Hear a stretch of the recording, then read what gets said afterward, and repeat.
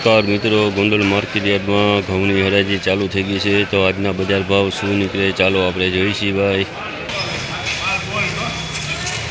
451 रुपया भाव थिया है। तमे जोई शको भाई सुपर टुकड़ी है। 451 रुपया भाव से झीनो दाणो है એટલે 451 रुपया भाव थिया है। जोइए भाई सुपर टुकड़ी घऊं से 512 रुपया भाव थिया है। सुपर टुकड़ी है भाई એટલે 512 रुपया भाव थिया है।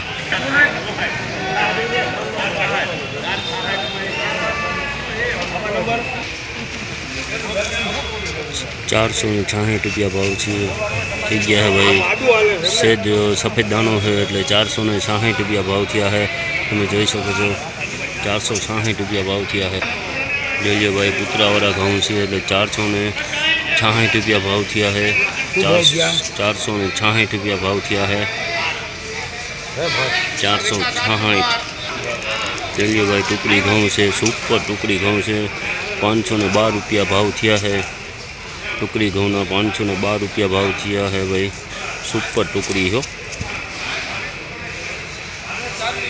सुपर टुकड़ी है 512 रुपया भाव थिया है।